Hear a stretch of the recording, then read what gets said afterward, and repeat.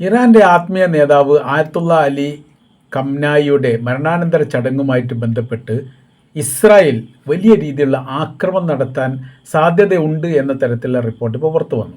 അവർ പറഞ്ഞ കാര്യം തന്നെ ഇങ്ങനെയാണ്: മുജ്തബ അലി ഖംനായി എന്ന് പറയുന്ന ആയത്തുള്ള അലി ഖംനായിയുടെ മകൻ്റെ നേതൃത്വത്തിൽ മരണാനന്തര ചടങ്ങ് നടക്കുന്ന സമയത്ത് അവിടെ സ്ഫോടനം നടത്തുകയോ ആക്രമണം നടത്തുകയോ ചെയ്യുക എന്നുള്ളതാണ് ഉദ്ദേശം. മാത്രമല്ല, ഇറാൻ്റെ വിദേശകാര്യമന്ത്രി അബ്ബാസ് അറാഞ്ചിയും അവരുടെ സ്പീക്കറുമായിട്ട് ബന്ധപ്പെട്ട ഏതെങ്കിലും ഉദ്യോഗസ്ഥർ അല്ലെങ്കിൽ ബന്ധപ്പെട്ടവരും തങ്ങളുടെ ലക്ഷ്യത്തിൽപ്പെട്ടതാണ് ഇറാൻ്റെ പ്രസിഡന്റ് മസൂദ് പെഷഷ്കിയാനോ അല്ലെ പെഷഷ്കിയാനുമായിട്ട് ബന്ധപ്പെട്ട ഉദ്യോഗസ്ഥരോ അങ്ങനെ കുറച്ച് അഥവാ രാഷ്ട്ര ഭരണാധികാരികൾ അതിലെ ഉന്നതരെ ലക്ഷ്യം വെച്ചുകൊണ്ട് ആക്രമിക്കും എന്ന തരത്തിൽ റിപ്പോർട്ടാണ് പുറത്തു വന്നത്.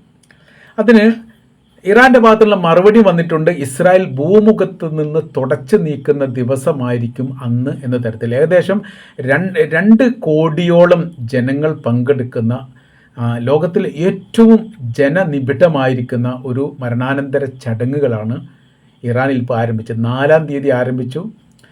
പിന്നീട് 9-ാം തീയതി വരെ, 8-ാം തീയതി വരെ ഉണ്ടാവും. 9-ാം തീയതി അവരുടെ ജന്മസ്ഥലത്ത് അടക്കം ചെയ്യുന്നതോട് കൂടിയിട്ടാണ് അതിന് അവസാനമുണ്ടാവുക. ഈ ചടങ്ങുമായിട്ട് ബന്ധപ്പെട്ട് വലിയ രീതിയിലുള്ള സുരക്ഷാ സംവിധാനം തന്നെ ഇറാൻ ഒരുക്കിയിട്ടുണ്ട്. അത് പ്രത്യേകമായിരിക്കുന്ന ട്രെയിനിങ് ലഭിച്ച ഏകദേശം 100,000-ഓളം പേഴ്സണൽ ട്രൂപ്പ് ഇപ്പോൾ രംഗത്തുണ്ട്.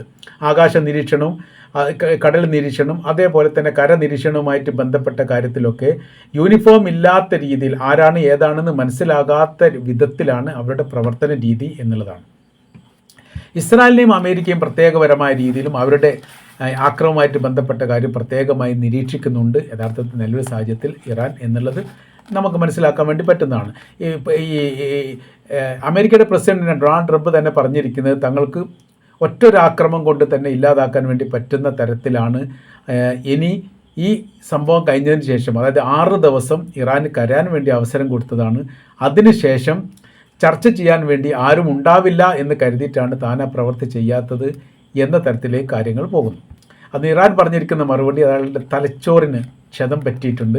കാര്യം എന്ന് പറഞ്ഞാൽ ചരിത്രത്തിൽ ആദ്യമായിട്ടാണ് അമേരിക്കക്കെതിരെ ഇത്രയും ശക്തമായിരിക്കുന്ന ഒരു പ്രതിരോധം ഇറാൻ എന്ന് പറയുന്ന രാജ്യത്തിൻ്റെ നിന്ന് ഉണ്ടാകുന്നത്. ആ ഒരു മാനക്കേടും ആ ഒരു അപമാനവും സഹിക്കാൻ വേണ്ടി പറ്റാത്തത് കൊണ്ടും തലച്ചോറിന് ആകെ കൂടെ മുറി പറ്റിയതിൻ്റെയും ഒരു വിഭ്രാന്തിയാണ് കാണാൻ വേണ്ടി സാധിക്കുന്നത്. അതല്ലാതെ ഇറാനെ ആക്രമിക്കാനുള്ള ധൈര്യം ഇപ്പോഴത്തെ നിലവിലെ സാഹചര്യത്തിൽ അമേരിക്കയ്ക്കില്ല. അങ്ങനെ മണ്ടത്തരം ഈ അമേരിക്ക ചെയ്യുകയാണെങ്കിൽ മിഡിൽ ഈസ്റ്റിലെ ഒരു സൈനിക ബേസും അങ്ങനെ അടിത്തറ പോലും ഉണ്ടാകുന്ന തരത്തിൽ അവിടെ കാണാൻ വേണ്ടി സാധിക്കുകയില്ല എന്ന് തിരിച്ച് മറുപടി നൽകിയിരിക്കുന്നു. ഇപ്പോൾ കാര്യപ്രസക്തമായിരിക്കുന്ന ചർച്ച എന്ന് പറയുന്നത് ഈ 6 ദിവസം അല്ലെങ്കിൽ 9 ദിവസത്തെ വെടിനിർത്തലുമായിട്ട് ബന്ധപ്പെട്ട കാര്യങ്ങൾ കഴിഞ്ഞാലും ഒരു പക്ഷേ യുദ്ധസമാന സാഹചര്യങ്ങൾ ഉണ്ടാവും എന്നുള്ള, അഥവാ പൂർണ്ണമായിരിക്കുന്ന കരാർ വ്യവസ്ഥയ്ക്ക് ഇപ്പോഴും ഇറാൻ സമ്മതിച്ചിട്ടില്ല. ഖത്തറുമായിട്ട് ബന്ധപ്പെട്ടാണ് അവസാനഘട്ട ചർച്ചാ കാര്യങ്ങൾ നടന്നത്. അതിലാണ് ഏകദേശ ധാരണ മാത്രമാണ്, കരാർ വ്യവസ്ഥയല്ല, ധാരണ മാത്രമാണ്. ആ ധാരണയുടെ അടിസ്ഥാനത്തിൽ നീങ്ങാതെ അത് തെറ്റിച്ചാണ് നീങ്ങുന്നതെങ്കിൽ തീർച്ചയായിട്ടും തങ്ങൾ കരാർ വ്യവസ്ഥയിൽ നിന്ന് ഒഴിവാകുകയും പകരം ഞങ്ങൾ അമേരിക്കയെ ആക്രമിക്കുകയും ചെയ്യും എന്നവർ പറഞ്ഞു വെക്കുന്നുണ്ട്. യുദ്ധവിരാമം എന്ന് പറഞ്ഞിട്ട് യുദ്ധവിരാമം എന്ന വാക്കുകൾ പോലും ഇറാൻ പ്രയോഗിച്ചിട്ടില്ല എന്നൊരു പ്രത്യേകതയുണ്ട്. അപ്പോൾ അവിടെ വെച്ച് ഖത്തറിൽ വെച്ചിട്ടുള്ള ഒരു ധാരണ മധ്യസ്ഥർ മുഖാന്തരമാണ്, അല്ലാതെ അമേരിക്കയും ഇറാനും തമ്മിൽ നേരിട്ടൊരു ചർച്ച നടത്തിയിട്ടില്ല. പല സമയങ്ങളിലായി അമേരിക്ക ഈ കാര്യം ആവശ്യപ്പെട്ടിരുന്നു, ഇറാനുമായിട്ട് നേരിട്ട് ചർച്ച നടത്തുക, മറ്റൊരാളില്ലാത്ത രീതിയിലുള്ള ചർച്ച നടത്തിക്കൊണ്ട് ഈ പ്രശ്നത്തിന് പരിഹാരം ഉണ്ടാക്കുക എന്നുള്ളത്. ഇറാൻ പറഞ്ഞിരിക്കുന്ന കാര്യം ഞങ്ങൾക്കതിൽ താല്പര്യമില്ല. കാര്യം കരാർ വ്യവസ്ഥ ലംഘിക്കാത്തൊരു രാജ്യവുമായിട്ട് നിരന്തര ചർച്ച നടത്തുക എന്ന് പറഞ്ഞാൽ മണ്ടത്തരമാണ്. അത്തരം ഒരു പ്രവൃത്തിയോടൊന്നും തങ്ങൾക്ക് യോജിപ്പില്ല. നേരിട്ട് കൊണ്ട് ചർച്ച ആവാം, കരാർ വ്യവസ്ഥകൾ നിങ്ങൾ എങ്ങനെ പാലിക്കുന്നു എന്ന് നോക്കട്ടെ എന്നെല്ലാം പറഞ്ഞുകൊണ്ട് യഥാർത്ഥത്തിൽ ഇറാൻ ഒഴിഞ്ഞു മാറുകയാണ് ചെയ്തത്. പിന്നീടാണ് ഖത്തറിൻ്റെ മുഖാന്തരം ഏറെക്കുറെ ഒരു ധാരണ എത്തി. ആ ധാരണയുടെ അടിസ്ഥാനത്തിൽ ഹോർമുസ് ഇറാന് സ്വന്തമാണ്. അതിലിടപെടാൻ വേണ്ടിയിട്ട് അമേരിക്ക വരില്ല. അവിടേക്ക് ചുങ്കത്തുമത്തുമായിട്ട് ബന്ധപ്പെട്ട കാര്യത്തിൽ ഇറാനുമായി ബന്ധപ്പെട്ട് അത് മറ്റുള്ളവർ സഹകരിക്കുക എന്നല്ലാതെ വേറെ വൈകളൊന്നും നിലവിൽ സാഹചര്യത്തിലില്ല.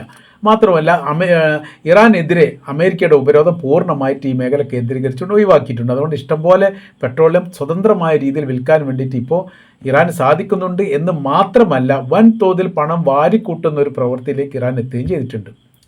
അപ്പോൾ എവിടെയാണോ തുടങ്ങിയത് ആ തുടങ്ങിയത് തന്നെ ഇപ്പോൾ നിൽക്കുന്നത്. അമേരിക്കയെ സംബന്ധിച്ചിടത്തോളം അവർ മുന്നോട്ട് വെച്ചിരിക്കുന്ന പ്രധാനമായിരിക്കുന്ന രണ്ട് കാര്യം: ഒന്ന്, ഹോർമുസ് സ്വതന്ത്ര പാതയാക്കണം, അതിൽ നിയന്ത്രണമൊന്നും ഇറാൻ ഉണ്ടാവരുത്. അത് നിയന്ത്രണം ഉണ്ടാവും, ഞങ്ങൾ സ്വതന്ത്ര പാത ആക്കില്ല, ഞങ്ങളുടെ രാജ്യത്തിൻ്റെ ഭാഗമാണ് എന്ന് ഇറാൻ പറഞ്ഞു വെക്കുന്നു. രണ്ടാമത് ആണവായുധവുമായിട്ട് ബന്ധപ്പെട്ട കാര്യമാണ്. ആണവായുധം ഉണ്ടാക്കില്ലെന്ന് തങ്ങൾ മുമ്പേ പറഞ്ഞതാണ്, തങ്ങൾക്ക് താല്പര്യമില്ല.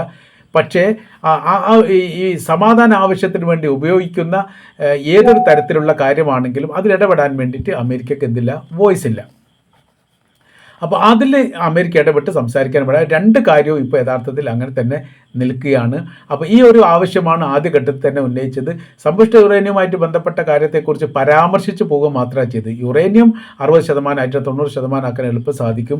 ചില റിപ്പോർട്ടിനകത്ത് കാണുന്നു അവിടുന്ന് സമ്പുഷ്ട യുറേനിയം ഇറാൻ മാറ്റിയിട്ടുണ്ട്. ചില റിപ്പോർട്ടിനകത്ത് കാണുന്നു അവർ ആണവായുധം ഉണ്ടാക്കിയിട്ടുണ്ട്. പല രീതിയിൽ പല റിപ്പോർട്ടുകളാണ് ഇപ്പോൾ കാണാൻ വേണ്ടി സാധിക്കുന്നത്. ഏതായിരുന്നാലും അമേരിക്കയുടെയോ അല്ലെങ്കിൽ ഇസ്രായേലിൻ്റെയോ ഏതെങ്കിലും തരത്തിലുള്ള ഒരു ഭീഷണിക്ക് വിധേയമാകുന്ന ഒരു സ്ഥിതിയോ സാഹചര്യങ്ങളോ ഇറാൻ്റെ ചരിത്രത്തിലോ ഇറാൻ്റെ രാഷ്ട്രീയ ഭൂപടത്തിലോ ഉണ്ടാവില്ലെന്ന കാര്യം അവസാന വാക്കായിട്ട് തന്നെ ഇറാൻ പറഞ്ഞതോടുകൂടി അമേരിക്ക ഏറെക്കുറെ പത്തി മടക്കിയിരിക്കുന്നു. കൂടെ ഇസ്രായേലിന് മുൻപത്തെ ഇസ്രായേലാണെങ്കിൽ അവരിപ്പോൾ ആക്രമിച്ച് കഴിഞ്ഞിരിക്കുന്നു. അത് ഒരു തവണ അല്ല, പലതവണ. ഇപ്പോൾ അവർക്ക് പേടിയുണ്ട്. അതിൻ്റെ കാര്യമെന്ന് പറഞ്ഞാൽ ഈ ലെബനാനുമായിട്ട് ബന്ധപ്പെട്ട വിഷയത്തിൽ മുന്നറിയിപ്പ് പോലുമില്ലാതെ ഇറാൻ ഇസ്രായേലിനെ ആക്രമിച്ചിട്ടുണ്ട്. അതൊരു ടോസ് ടെസ്റ്റ് കൊടുത്തതാണ്. ഞങ്ങൾ നിങ്ങളെ ആക്രമിക്കാൻ വേണ്ടി ഞങ്ങൾക്ക് പ്രശ്നമൊന്നും ഇല്ല എന്നുള്ളതിൻ്റെ ഒരു മുന്നറിയിപ്പ് കൂടിയാണ് ആ കൊടുത്തത് എന്നത് ക്ലിയറാണ്. അപ്പോൾ ലെബനാൻ്റെ ആക്രമണവുമായിട്ട് ബന്ധപ്പെട്ടുകൊണ്ട് ഒരു മുസ്ലിം രാജ്യം ഇസ്രായേൽ എന്ന് പറയുന്ന രാജ്യത്തെ ആക്രമിച്ചു എന്ന് പറഞ്ഞാൽ നിസ്സാരമായിട്ടൊന്നും കാണാൻ പറ്റില്ല, വളരെ വളരെ ഗൗരവമായിട്ട് തന്നെ കാണാൻ വേണ്ടിയിട്ട് സാധിക്കുന്നതാണ്. ഏതായിരുന്നാലും ഇപ്പോഴത്തെ സ്ഥിതിവിശേഷം വലിയ രീതിയിൽ ശാന്തതയാണ് കാണാൻ വേണ്ടി സാധിക്കുന്നത്.